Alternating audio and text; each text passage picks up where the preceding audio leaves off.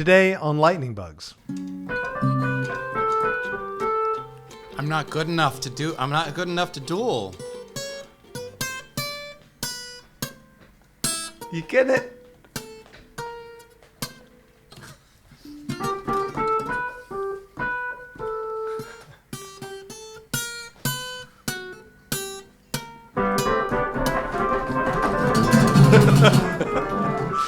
But yeah. Wait a minute, Ben. Wait. That's not my prime instrument, bro. Oh. You don't play the bassoon. That's a bassoon or a contra? Well, that's a bassoon, all right. It's a bassoon. With that wide angle lens, it almost looks big enough to be. That's amazing. Can you play something for us? I need to wet some reeds. If you know anything about double reeds, I'm not prepared. That will be. I'm really terrible, and I haven't really played since high school. But let me wet up a reed, and then we can see what we can come up with. Hi, if you're enjoying listening to Lightning Bugs, please rate and review us on Apple Podcasts. It helps a lot. Welcome to a bonus episode of Lightning Bugs. Rainn Wilson and Reza Aslan are the host of Metaphysical Milkshake. Metaphysical Milkshake. That's how we say it. Metaphysical. It's photomagistic. Rainn Wilson and Reza Aslan are hosts of Metaphysical Milkshake, a podcast where they go deep, get weird, and search for the meaning of life along the way. You may remember Rainn Wilson as Dwight Schrute from The Office and Reza Aslan for his best-selling novel, Zealot. And together, they are determined to ask themselves life's biggest questions. It's well done, yeah. If you want to hear us dive deeper into creativity, head on over to Metaphysical Milkshake to listen to us answer some of your burning questions. Ooh, they're burning, all right.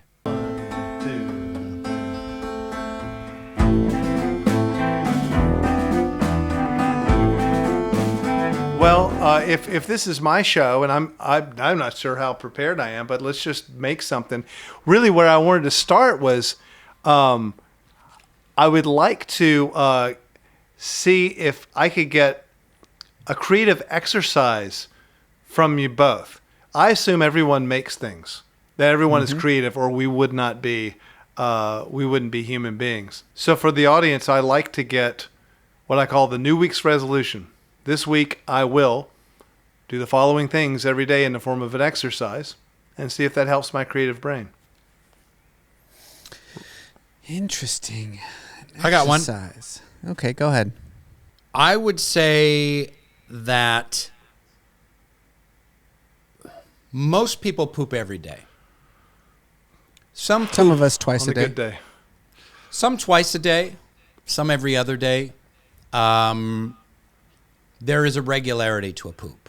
So instead of looking at your phone while you poop, I think that you should compose a haiku.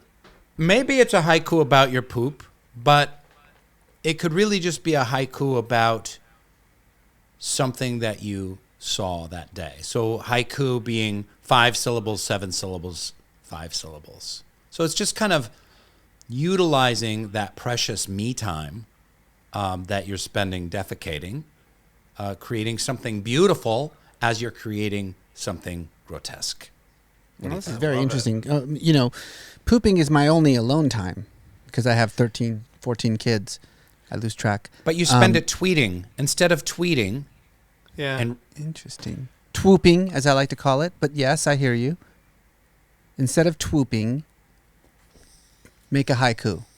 Yeah, I like that. What about you, Reza? You got anything? Does it have to be poop-based? No. No, it does not have to be No, poop-based. just creative. Creative. A creative exercise. Let's see. Creative exercise. So one thing that I do a lot, especially with my students, I teach creative writing, is I ask them to think of a memory, like a distant memory, right? Mm-hmm. And then I have them kind of, write it out very, very quickly, like just very, like in, 30 seconds, what that memory is. And then what I try to do is I try to get them to focus on the metaphors embedded in the memory, because Amazing. as you know, any memory scientist will tell you, we've done an episode on this, your memories are all lies. Your memories are all lies. So it's not what happened that matters, but like how you choose to describe it, you know, the metaphors that you use, the emotions that are embedded in that.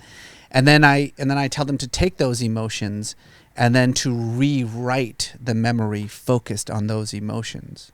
So it's a really good writing exercise for me. I got a question about that. Do you normally have the luxury of having them write the memory out first? Yes. And then hipping them to the fact that we're actually looking for the images and the metaphors? I do, as a matter of fact. I say, you know. How do you think that plays with an audience that's now already onto you? Do you think it still works? That's a good point.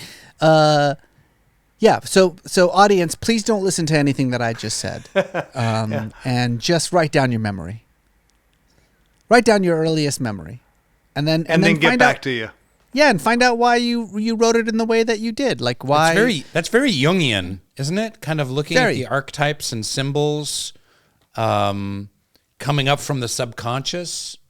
Well, right? And that's what, you know, to me, that's what writing is. You know, what I sort of do as a writer is that, you know, all of language, by the way, is just symbols and metaphors, right? These are just sort of symbolic ways of expressing universal emotions. And so writing to me is deeply sort of an extended exercise in that. You know, how can I manipulate your emotions simply by using words to conjure certain images, you know, and you know, we're sort of relying on symbolic and metaphorical forms of communication, forms of language, to get you to feel how I want you to feel without you knowing that I'm manipulating you. That's the key part, right?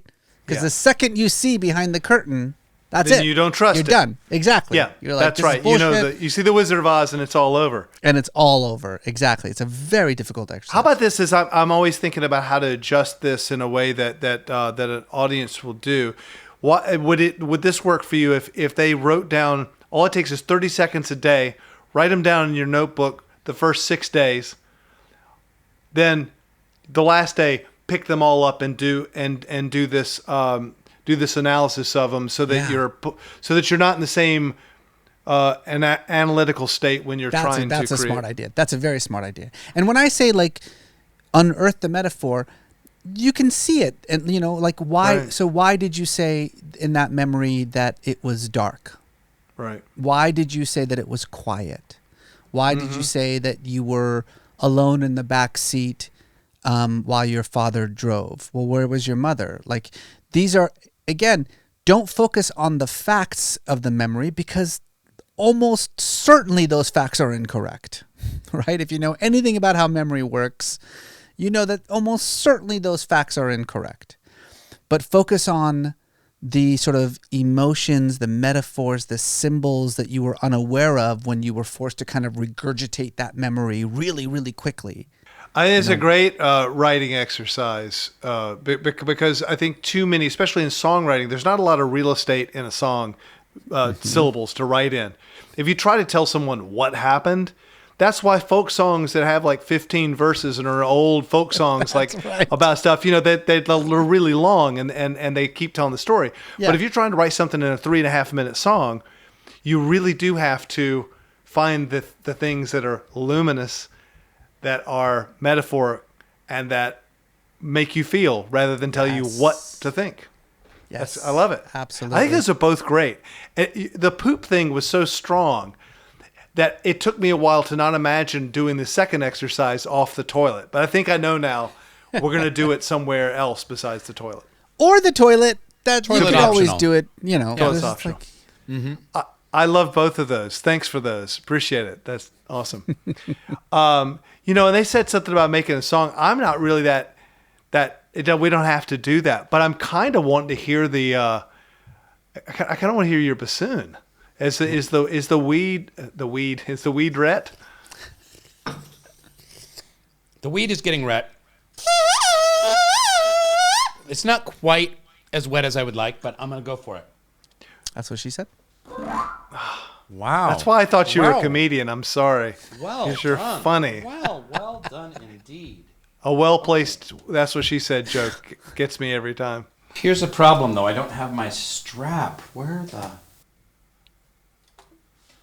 This is the annoying thing about a bassoon. You need a seat strap or a shoulder strap Yeah. to play it. That's the annoying thing about a bassoon?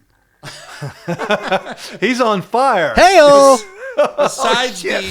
Besides the strange adenoidal anemic sound that comes Not out true, of not true. A bassoon is actually a beautiful instrument. I've listened to Rainn play it. I mean, gorgeous, right? Oh boy, I wish I had a strap. God damn it. Wait. What's this? Oh, What's this? Well, considering that this is a podcast, nobody knows what it is. It's a That's seat true. strap for my It's a bassoon. strap. Thank you. We're new to the audio Okay. format, Ben. This is a... yeah. Do you want me to play a little refrain or something like that? You can jam. Yes! Hell yes! off of? Wait.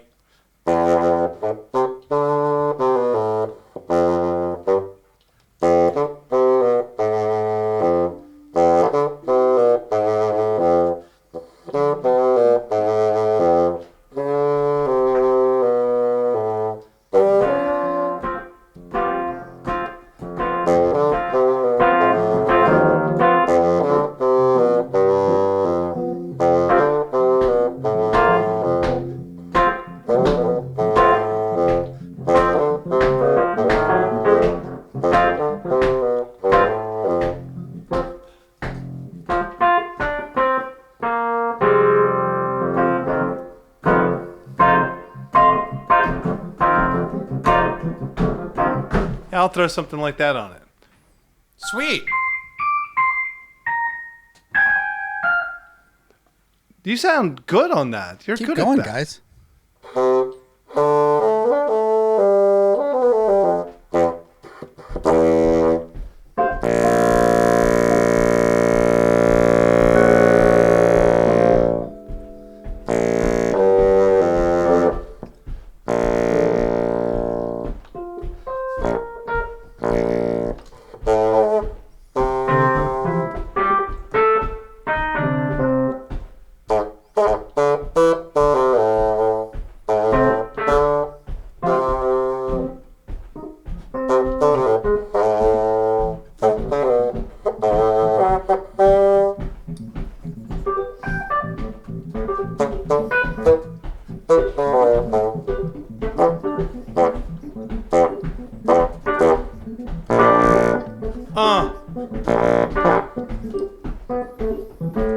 Guys, keep going. I have a haiku for this. Oh, bring it. Here we go. Sitting on a throne.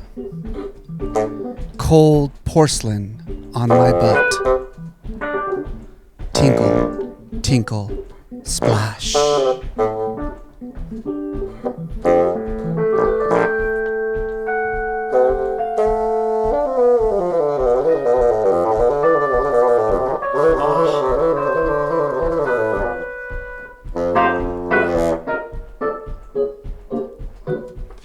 Lightning bugs. Yeah. That's right. The more you drink, the better we sound. What t-shirt contest? Ladies and I. I love we just brought that whole thing together. It ended up eventually That had was to do with good. poop. You saved it with the haiku because I Yeah. felt that going off the. I really wanted to bring it Well, home. it's hard to jam on a Zoom because there's a 1.5 delay, you know? Come on. It's true. It's true. And I rush so badly that I need the latency. That's actually probably we're totally in time that way. You're awesome. Did you play in like an orchestra when you were in school? Yeah, I played in orchestra in school. There's, you know that movie Sliding Doors with Gwyneth Paltrow where she goes one way, one train, she Yeah. has one life, etc. So it's my other life. You were a percussionist. I'm a bassoonist. Yeah. Maybe we'd have Two played together in the Orlando Symphony Orchestra. two percussionists and a bassoonist. What we could have been. We could have all been in an orchestra somewhere. All right. I think that's, man, I don't know. Beautiful. I think that made great stuff for my show. Thank you. I will be guesting on a bonus episode of Metaphysical Milkshake, also out today, where Rainn, Reza, and I listen to fan voicemails and answer their questions about creativity, art, and music. So head over to Metaphysical Milkshake feed to listen to the episode and follow, rate, and review if you like it. Out every Tuesday, Rainn and Reza welcome amazing guests like Malcolm Gladwell, Adam Grant, Mayim Bialik, Jason Isbell, and many, many more.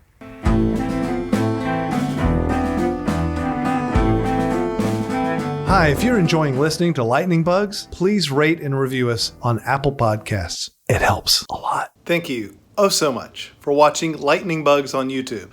Check out more episodes and subscribe if you have not already. You can also listen to Lightning Bugs wherever podcasts may be found.